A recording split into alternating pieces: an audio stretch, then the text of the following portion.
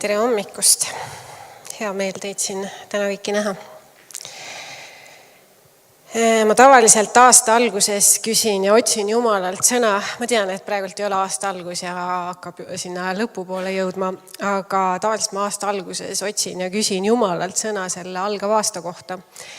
Ja selle aasta alguses otsisin ka ja ma lugesin, et see aasta on juudi kalendris juubeliaasta, mis tähendab siis, et see on püha aasta, see on võiduaasta, see on läbimurrete aasta. Ja kui ma lugesin Luuka evangeeliumis, siis seal Jeesus loeb ette selle juubeliaasta kohta ja et tema on tulnud seda täide viima maa peale ja ta luges seda ette oma kodukohas. Ja seal on edasi kirjutatud, et ta ei saanud seal oma kodukohas teha neid imesid ja tunnustähti, milleks ta oli siia maa peale tulnud ka, sellepärast, et seal ei olnud usku. Ja kui ma seda lugesin ja selle peale mõtisklesin, siis Jumal justkui pööras selle peegli mu ette ja küsis, et kuidas on minuga lood. Kas minul on usku? Kas mina olen see kodukoht, Jeesuse kodukoht, kes on ära harjunud Jeesusega, kelle jaoks ta on muutunud tavaliseks ja kas mul on usku. Ja eelmise aasta juunis oli meie teenistusel Karmeli kogudusele tuli prohvetlik sõna ja ma loen sealt ühe lõigu ette. Jumal näeb teis maa vallutajaid. Jumal on kutsunud teid, nagu teie nimi Karmel, mäestikku vallutama. Karmeli kogudusel on nimi põhjusega ja see on prohvetlikult pandud nimi. Karmeli mägi oli see koht, kus käidi Jumalaga kohtumas, kus Eelia Jumalaga suhtles ja kus ta vihmataevast alla palus. Ja sügisel oli teenistus, kus tuli samamoodi prohvetlik sõna ja ma loen sealt väikese lõigu.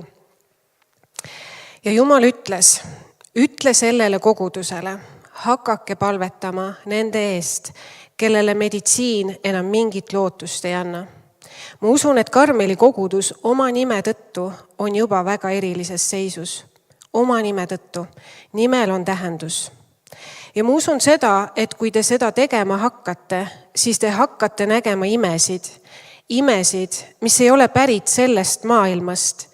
Imesid, mida Jumal tahab teha igaühe teie kaudu. Ja te saate need tegelikult YouTube'ist üles otsida ka need teenistused ja seda kõike üle kuulata. Aga nende peale mõtiskledes siis, ja otsides, kuhu Jumal meid sellel hooajal on kutsumas, siis tuli üks kirjakoht.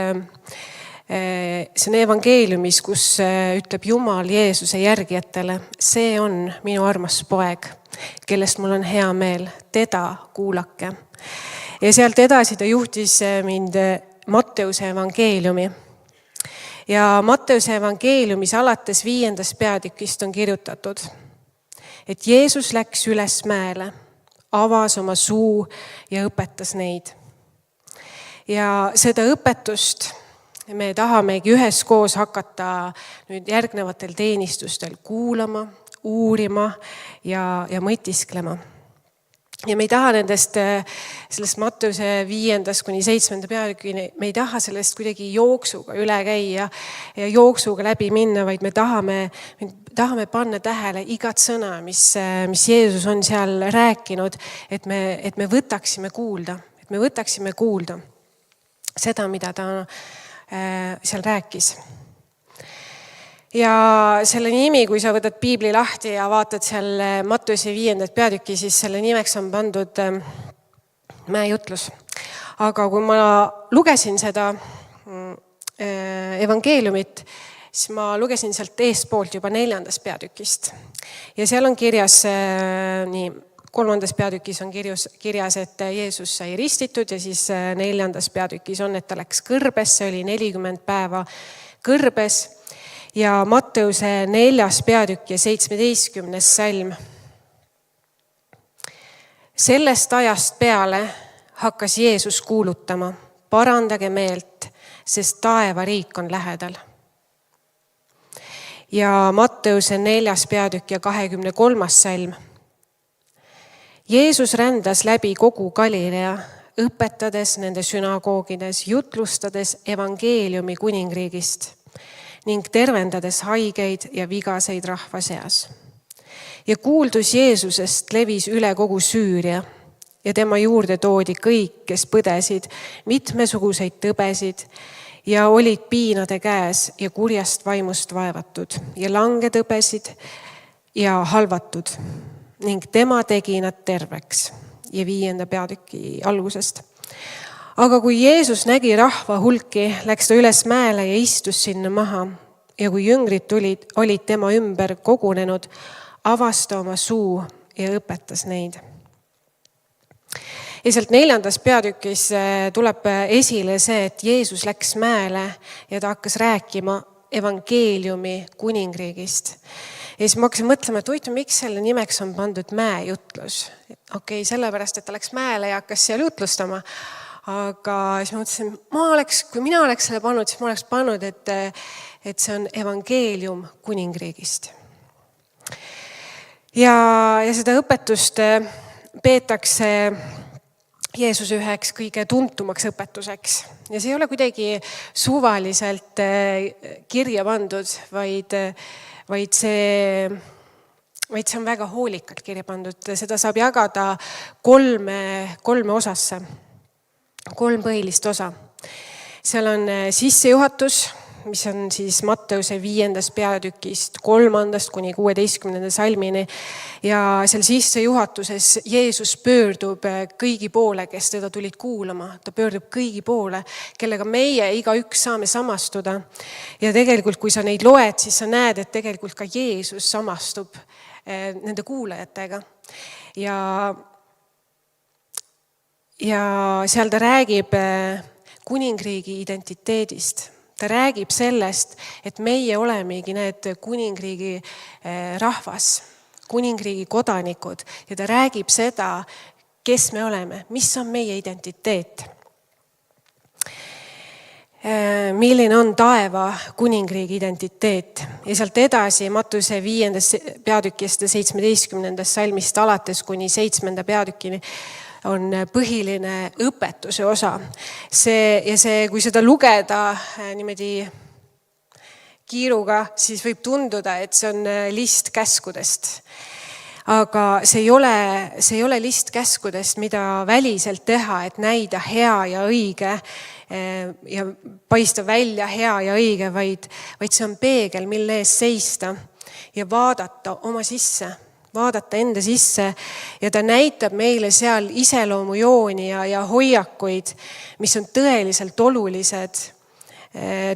olulised suhetes inimestega ja suhtes Jumalaga ning kus meil igal ühel on vaja meelt parandada, sest me keegi ei ole täiuslikud. Me keegi ei ole täiuslikud või me kõik, kui me seda loeme, me võime näha seda, et me kõik oleme patused ja me vajame kõik päästjat. Ja ta räägib seal sellest, et toob esile sellest, et millised on hoiakud, millised on iseloomujooned nendel, kes on taeva kuningriigi kodanikud. Ja sealt edasi Matteuse 7. peatükist 13. salmist edasi ta võtab kokku. Ta teeb kokkuvõtte selle ja näitab meile suurt pilti, et meie valikutest sõltub see, kuhu meie elu lõpuks viib. Kas me ainult kuulame sõna või me kuulame ja kuuletume? Kas me tahame selle järgi elada? Sest kui me saame aru sellest, kes me oleme, taevariigi kodanikud, mis on meie identiteet, siis ei ole enam see, et kas me peame neid käske täitma, kas me peame neid asju tegema, vaid kui me saame aru, kes me oleme, siis me tahame seda teha, mida Jeesus ütleb. Ja sest me teame seda, et tema on hea. Ta on lõpuni hea ja tema plaan on parim ja tema kannab meie igaühe eest väga head hoolt. Ja selleks meil on vaja ilmutust. Selleks meil on vaja ilmutust tema käest, et me mõistaksime ja saaksime aru, mida tähendab taevariigi, kuningriigi identiteet. Ja septembri alguses Gert viis meie pulma aastapäeva tähistama Lätti linna nimega Kuldiga. Ja me läksime sikliga, sinna on umbes päeva jagu sõita. Ja me jõudsime sinna hämaras. Ja hakkas juba pimedaks minema. Ja mul on mingi värk sellega, et kui hakkab hämaraks minema, siis kõik muutub hirmsamaks. Ja kui ma midagi hästi ei näe, siis kõik tundub selline võõras ja veits veider ja natukene ka hirmus. Ja mõtlesin küll, kuhu me nüüd jõudsime, mis koht see selline on, aga tore ikka. Aga hommikul, kui oli juba valge, siis see, mis kõik seal hämaras pimedas tundus veider ja natuke hirmus, siis päevavalguses hakkas tunduma iga nurk, see on nii armas, see on nii tore, see on nii äge. Ja me jalutasime selle linnas ringi risti-rästi ja nägime seal ka inimesi ja mida rohkem me seal ringi käisime ja mida rohkem me inimestega kohtusime, seda erilisem see linn tundus. See tundus nagu nii armas ja eriline, et sa ei oska nagu näppu peale panna, et mis sõna nüüd siia selle kohta peaks ütlema, et see oli midagi nii erilist. Ja jalutades seal edasi, siis seal vanalinna keskel oli, kus olid siis uhked hotellid ja söögikohad, siis seal keskel oli üks suur stend, kus peal oli kirjas Kuldiga linnast. Ja me läksime sinna lähemale. Need pildid ei ole väga head, aga siis te näete, et me päriselt käisime seal ja see päriselt oligi see stend. Ja seal oli kirjas siis Kuldiga kohta, et mis see on. Ja kui me seda lugesime, siis me olime täiesti üllatunud. Me olime täiesti üllatunud, et kas see on tõesti võimalik aastal 2025, kas see on tõesti võimalik tänases maailmas. Ja seda lugedes me saime aru, et okei, ma mõistan nüüd, miks see linn nii eriline on. Ja selle stendi peal oli siis kirjas linna nimi ja selle identiteet erinevates keeltes. Ja seal oli siis kirjas Kuldiga. Sinu nimi algupäraselt on, seal oli siis saksa keeles Jeesusburg, ma ei tea, kuidas saksa keeles see on, aga Jeesuse linn. Ja see on sinu tõeline identiteet ka täna. See on tõde, mis toob andestust, vastastikust mõistmist ja koostööd, lootust ja vabadust ning Jumala armastust. See on Kuldiga linna kodanike identiteet. Ja siis seal teise külje peal olid väärtused. Ja väärtused sellel linnal ja nendel inimestel on siis inimesed, pärand, visadus, loovus, au, enesekindlus, armastus, harmoonia. Ja siis seal oli kirjas, et kes me oleme või mina olen. Ma olen õnnistatud. Mul on ilus nimi. Ma olen armastatud. Ma olen õnnistus oma linnale. Ma olen lootuse tooja. Ma olen väärtuslik.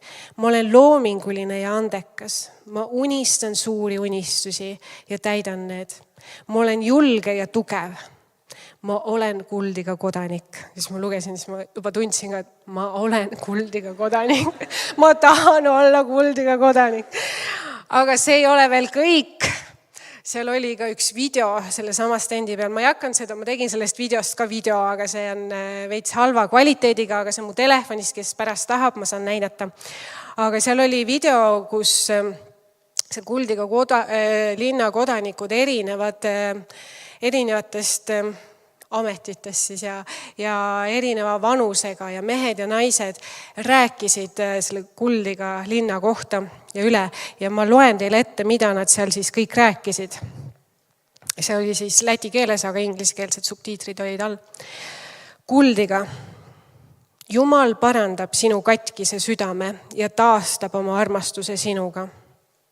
Sa oled suurepärase ühtsusega linn, nagu õli, mis voolab Aaroni pea peal. Sa oled linn, mis toob rahu. See on rahu, milles on rõõm, täius, tervis, turvalisus, heaolu, koostöö, puhkus ja harmoonia. Sinu rõõm on sinu tugevus. Sa oled Jumala ligiolu tulega täidetud anum ja see voolab teistele linnadele, riikidele ja rahvustele. Jumal taastab sinu loomingulisuse, et laulda, tantsida, luua kunsti, mis austab Jumalat. Loomingulisus voolab sinust välja kui võimas jõgi. Sa oled linn, kus vanemad armastavad oma lapsi ja lapsed austavad oma vanemaid. Sa oled linn, kus inimesed hoolivad ja palvetavad järgmise põlvkonna pärast. Sa oled linn, kus inimesed, kultuur, ajalugu ja traditsioonid on austatud. Sa oled linn, kus valitseb õigus ja õiglus. Sa oled linn, kus armastus õpetab kannatlikkust. Linn, mis on külalislahke. Sa oled linn, mis kannab isa armastust. Sa oled linn, kus inimesed tahavad õppida ja areneda. Sa oled linn tarkade ja alandlike juhtidega. Sa oled visiooniga linn ja sa oled linn, kus elavad visiooniga inimesed. Kuldiga, sinu hea eeskuju on inspiratsiooniks teistele linnadele, kuidas teenida inimesi, kuidas targalt käia ümber pärandiga ning anda see edasi järgmistele põlvkondadele. Sa oled linn, mis peab lubadustest kinni. Sa oled linn, kus elavad südamelt puhtad inimesed.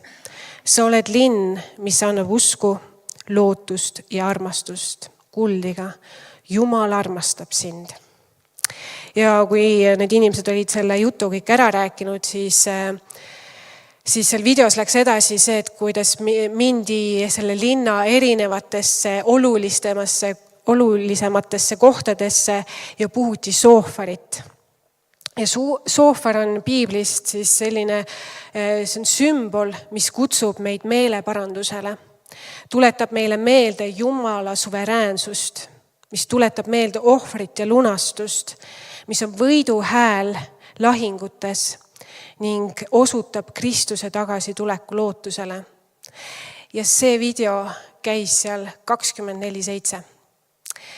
Ja kui ma seda lugesin ja seda vaatasin ja siis ma olin täiesti hämmingus, ma olin üllatunud ja ma olin valmis, et siia me tuleme. Me päriselt ka, me vaatasime neid kinnisvarakuulutusi ka seal.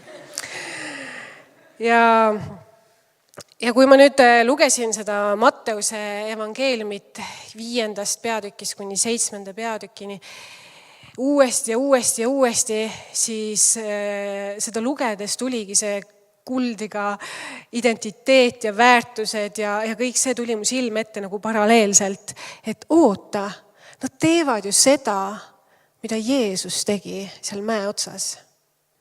Nad räägivad kogu linnale, mis on kuldiga linna identiteet ja millised me oleme.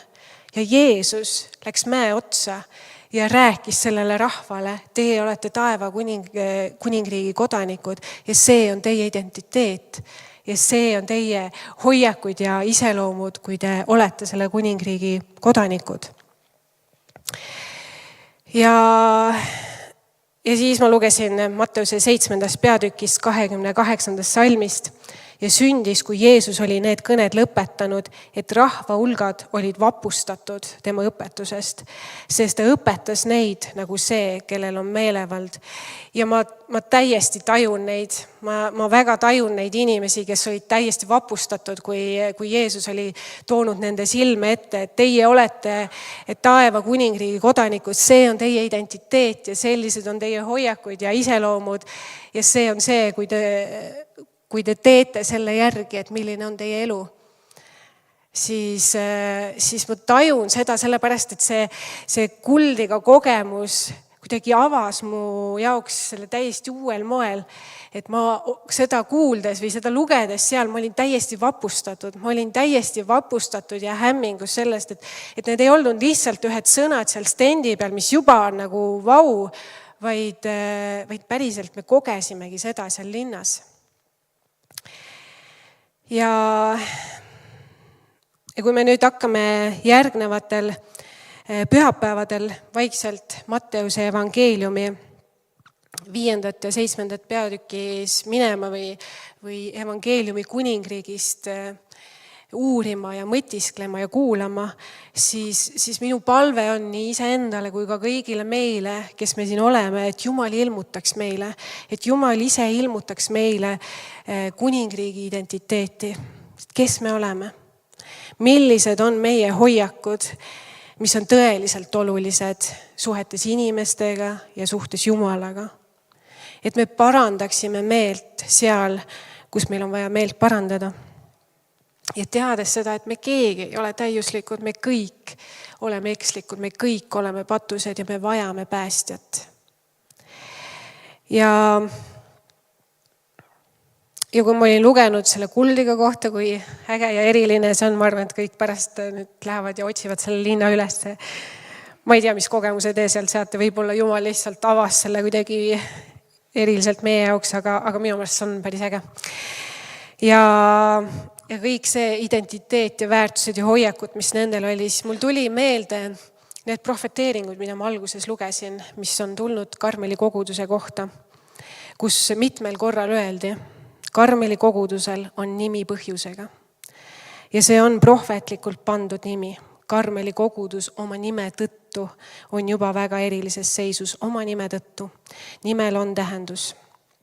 Ja siis ma hakkasin mõtlema, et mida Karmeli nimi üldse tähendab. Võib-olla te teate kõik, aga ma hakkasin uurima, et mida Karmeli nimi tähendab. Ja lugedes piibli kommentaarides, siis ma loen mõned punktid ette. Karmel on siis mägi Iisraelis. Ja see on mäe nimi, ja see on mägi. Ja see nimi tähendab viljakas või külluslik paik. See tähendab, heebrea keelest on see Jumala viinamägi. Jumala viinamarja istandus või aed. Ja Vanas Testamendis on erinevad lood. Esimese kuningate raamatus 18. peatükis on Eelia lugu ja Paali kummardajad ja kuidas Eelia palvetades näitas, et mitte ebajumalad ei kontrolli, vaid issand kontrollib nii tuld kui vihma ja kõike. Ja pärast Eelia taevasse minekut külastas Eliisa sageli Karmelit ja see oli tema jaoks eestpalve ja ilmutuse paik, kus ta sai eemalduda, kuid samas jääda ka kättesaadavaks neile, kes otsisid issanda sõna.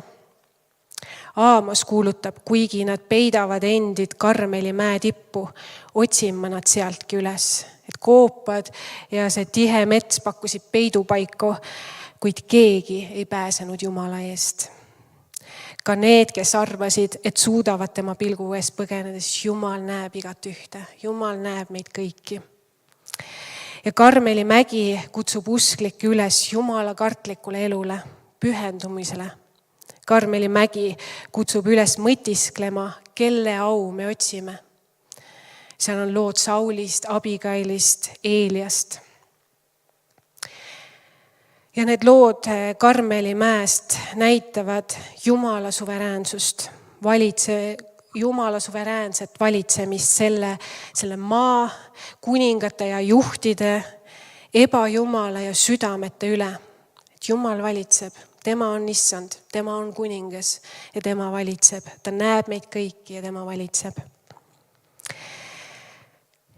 Ja kui ma olin siis vaadanud seda videot seal Kuldiga linnast ja olin vapustatud ja lugenud ja uurinud Matteuse evangeeliumis 5. peatükist alates ja olin vapustatud, siis ma mõtlesin, et ma paneks siis nüüd selle järgi ka kirja, nii nagu Kuldiga seda tegi.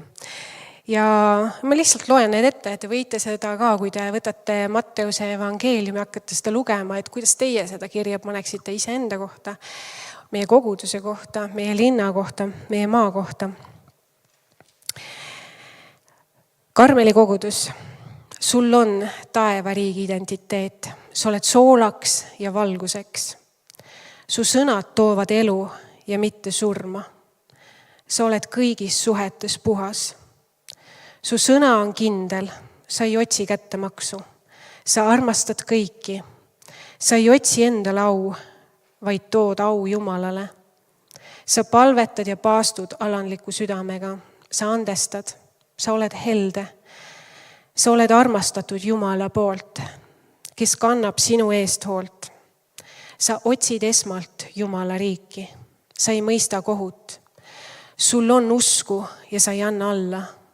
Jeesus on sinu kalju, tee, tõde ja elu. Karmeli kogudus. Jumal armastab sind.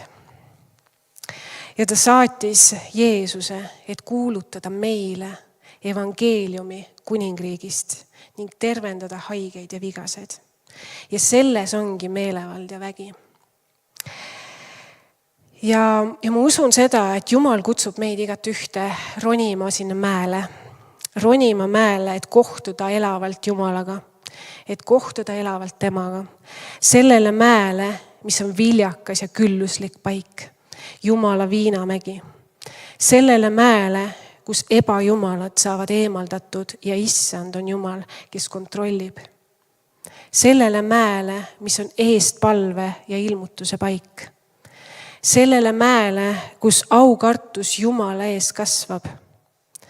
Sellele mäele, mis kutsub üles mõtisklema, kelle au me otsime.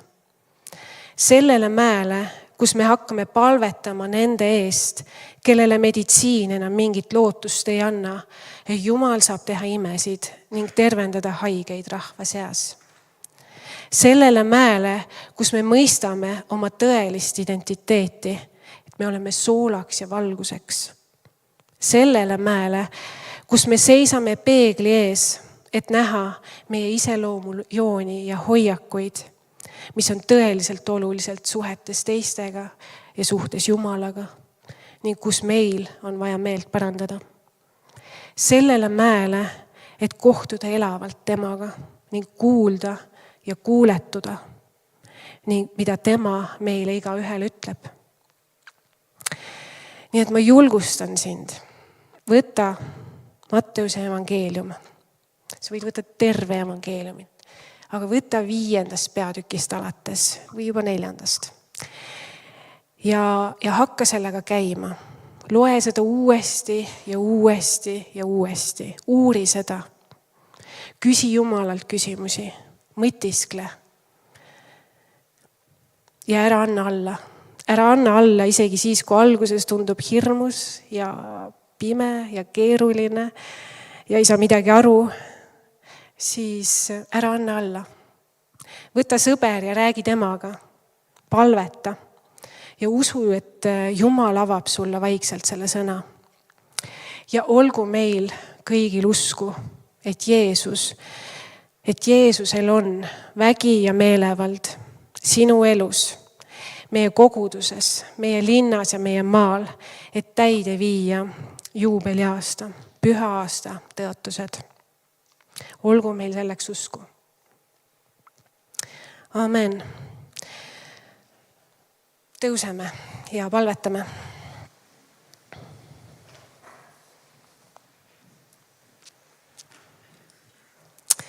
Hea Isa, tänu sulle, et sina oled issand, kes valitseb. Sina oled kuningas. Tänu sulle selle evangeeliumi eest, mida sa oled andnud, mida sa oled meile toonud. Evangeeliumi kuningriigist. Me palume, et sina ise ilmutaksid seda meile, et me saaksime aru ja mõistaksime, et me võiksime kuulda ja kuuletuda. Isa, näita meile, millise mäe otsa meie peame igaüks ronima, et saada sulle lähemale. Isa, näita meile seda. Isa, me tahame praegult seista sinu ees ja lihtsalt kuulata sind. Isa, räägi meile igaühele, kuhu sina meid kutsud.